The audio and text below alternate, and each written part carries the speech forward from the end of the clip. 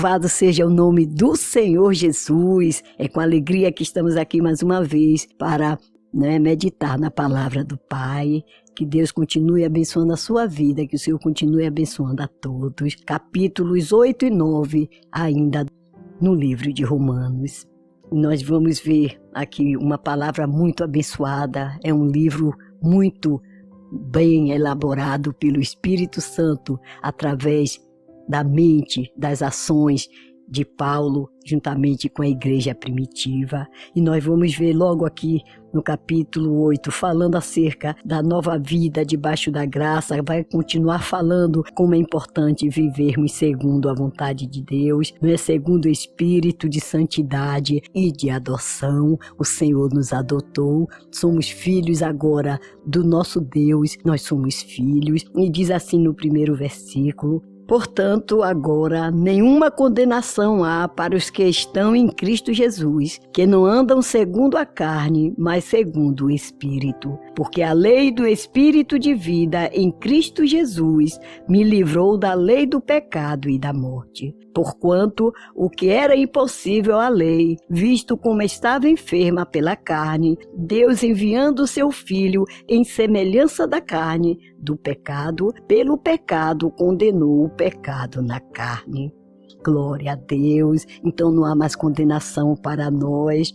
A lei veio para manifestar tudo o que estava de errado, de pecado, mas sem a lei, que agora não vivemos mais pela lei, estamos debaixo da graça, o pecado não tem domínio sobre nós. Então não há condenação para nós digo, para aqueles que estão em Cristo Jesus, que não andam mais segundo a carne. Você tem prazer em andar segundo a carne? Tudo que você fazia antes, você tem prazer de fazer agora? Então você anda no Espírito. Mas se você ainda continua fazendo algumas coisas da carne, o Espírito que lhe deu vida, o Espírito que ressuscitou o próprio Jesus, esse Espírito não pode habitar no seu corpo. Então o seu corpo está vivo para o pecado e morto para o Espírito. Mas se nós estamos vivos em Deus, servindo ao Senhor pelo Espírito, então a nossa carne está morta. A nossa vontade está morta, e quando tenta se levantar, tenta vir sobre nós um desejo sobre aquele que foi redimido pelo Senhor, um pensamento que não convém, um olhar que não convém, imediatamente esse Espírito, o Espírito de Deus que ressuscitou a Jesus Cristo, aponta para você o caminho certo e você abandona aqueles pensamentos, olhares e atitudes. Mas se você está na carne, você conhece a verdade, mas prefere andar na carne, então a vida de Deus não está em você, não está naquele que diz que é um servo do Senhor, mas tem a inclinação para a carne. No versículo 5 diz: porque os que são segundo a carne inclinam-se para as coisas da carne, mas os que são segundo o Espírito, para as coisas do Espírito. Porque a inclinação da carne é morte, mas a inclinação do Espírito é vida e paz. Você prefere a morte ou vida e paz? O mundo vive atrás de paz, tanto vive atrás de paz que vai se levantar prometendo a paz. Não é uma paz duradoura, mas será uma paz fingida, o anticristo. Mas nós não estamos falando dele, nós estamos falando de Jesus. Jesus veio e nos deu vida através da sua morte e ressurreição. Nós o recebemos em nossos corações, em nossas próprias vidas, e agora podemos servi-lo em espírito e em verdade. Então busquemos essa paz, essa vida que só existe em Jesus. Portanto, os que estão na carne não podem agradar a Deus. Então quem vive na carne não pode agradar a Deus. Nós podemos ver tantos que estão pedindo. Nós sabemos que há um tempo para as respostas do Senhor. Tem momentos que são respostas às orações, respostas imediatas. Outros momentos Deus retarda aos nossos olhos um pouco mais, mas só tem respostas de Deus para aqueles que andam no Espírito.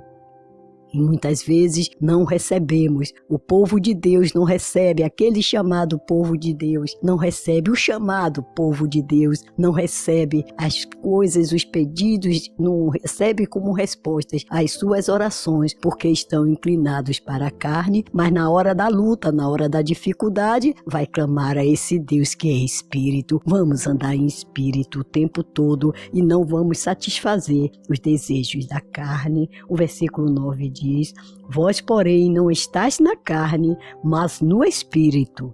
Se é que o Espírito de Deus habita em vós. Tem uma ressalva aqui. Vós, porém, não estáis na carne, mas no Espírito. Se é que o Espírito de Deus habita em vós. É você e Deus. Eu não posso julgar o irmão, você não pode me julgar, mas Deus vê todas as coisas e sabe se você está andando na carne ou no Espírito. Você não pode tentar enganar, né, os dois mundos, um pouquinho aqui, um pouquinho ali, um pouquinho na carne, um pouquinho no Espírito. Ou é carne ou é Espírito. Mas se alguém não tem o Espírito de Cristo, esse tal não é dele. Aquele que vive na carne, aquele que não é simplesmente alguém que peca por ser humano, mas tem prazer no pecado, o Espírito de Cristo não está nele. Vamos pensar no dia de hoje acerca disso. Vamos ver se nós temos tido atitudes verdadeiramente de pessoas convertidas, transformadas, que andam no Espírito e não na carne. E o versículo 11 diz: e se o Espírito daquele que dos mortos ressuscitou a Jesus habita em vós, aquele que dos mortos ressuscitou a Cristo também vivificará o vosso corpo mortal pelo seu Espírito que em vós habita. Então esse corpo mortal, essa tendência da carne para o pecado vai estar morta e vai ser vivificado no nosso espírito através do Espírito de Deus. Versículo 14 diz: porque todos os que são guiados pelo Espírito de Deus, esses são filhos de Deus. Aleluia! Glória a Deus, você é um filho de Deus, você é uma filha de Deus, eu creio nisso. E você que está, não é, ainda pensando, cocheando entre dois pensamentos, seja hoje o momento, agora o momento de você vir a se arrepender e vir também a ser esse filho de Deus, confirmar a sua vida com Deus. O mesmo Espírito testifica com nosso Espírito que somos filhos de Deus, no versículo 16. Então é o Espírito do Senhor que testifica com o meu espírito que somos filhos de Deus. Você sabe que você é uma filha de Deus? Você sente isso, meu irmão, que você é filho de Deus? Glória a Deus, é o Espírito Santo testificando em você. Nós vamos ver também a partir do versículo 18, as primícias do Espírito, a esperança, a intercessão, a eleição. Porque para mim tenho por certo que as aflições deste tempo presente não são para comparar com a glória que em nós há de ser revelada. Você está passando por uma tribulação? Você está passando por uma luta, parece infindável, parece que nunca vai chegar o dia de se findar. Vai chegar sim, mas não esqueça que tudo isso não tem comparação com o peso da glória que há de ser revelada em nós naquele grande dia. Então vamos suportar todas as aflições, orando, sim, buscando em Deus, não é uma libertação da mesma ou das mesmas, mas tendo a certeza que maior é a glória que vai se revelar em nós naquele grande dia, muito maior, muito, muito, muito maior do que toda e qualquer tribulação momentânea. Porque, na verdade, em relação a uma vida eterna, nem tem comparação. Glória a Deus por isso, louvado seja o nome do Senhor Jesus. Nós vamos ver o cântico de vitória também, Deus é por nós. Nós temos lido a palavra, um livro excelente, o livro de Romanos. No capítulo 9, nós vamos ver a tristeza de Paulo por causa da incredulidade de Israel, pregando a palavra, ensinando dia após dia, mas não se arrependiam. Era uma incredulidade como é até hoje, como é essa incredulidade na humanidade. Nós podemos estar sofrendo tendo tristeza também, tristeza por causa da incredulidade dos nossos entes queridos, do nosso povo brasileiro, mas vamos continuar insistindo e crendo que pode ser, sim, alguns alcançados ainda pelo meu ministério, pelo seu ministério, meu irmão, minha irmã, pela sua intercessão.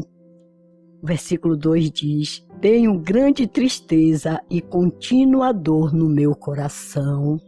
Tristeza, contínua dor no seu coração. Paulo tinha e nós também temos, porque se nós não estivermos tristes com as condições dos nossos filhos, dos nossos familiares, da nossa parentela, do nosso povo, então, o que dizer?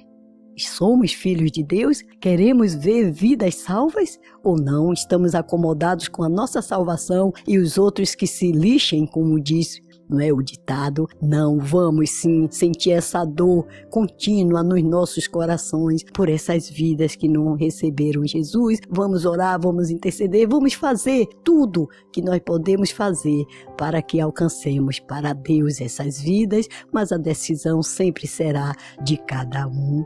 A liberdade absoluta da graça de Deus, ele vai falar acerca da liberdade da graça, não da libertinagem. Muitos confundem, não é? A graça, então eu tenho a graça, eu posso pecar, eu posso fazer o que eu quiser fazer, porque já está garantida a graça de Deus sobre a minha vida. Está assim garantida a graça de Deus sobre as nossas vidas, se nós continuarmos no mesmo propósito de agradar a Deus, de não viver na carne, mas viver no Espírito. Versículo 6 diz: não que a palavra de Deus haja faltado, porque nem todos os que são de Israel são israelitas. Nem por serem descendência de Abraão são todos filhos, mas em Isaque será chamada a tua descendência. Isto é, não são os filhos da carne que são filhos de Deus, mas os filhos da promessa são contados como descendência. Abraão teve 2 filhos. Abraão, nesse período, teve Ismael e teve Isaque, mas em Isaque seria contada, não é, a descendência de Abraão. Então, é assim, em Cristo Jesus, contada diante de Deus a descendência dos salvos, daqueles que são libertos. Então, não é que a palavra haja faltado, pelo contrário, é porque nem todos os que são de Israel são israelitas, nem todos que estão dentro das igrejas fazem parte do rebanho de Cristo.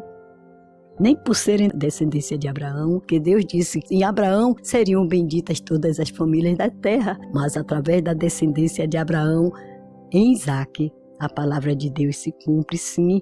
Daí veio a promessa de Deus para se cumprir, a começar pelo próprio povo de Israel, se estendendo depois para nós, os gentios, porque Jesus foi rejeitado por eles. Então nós somos filhos da promessa.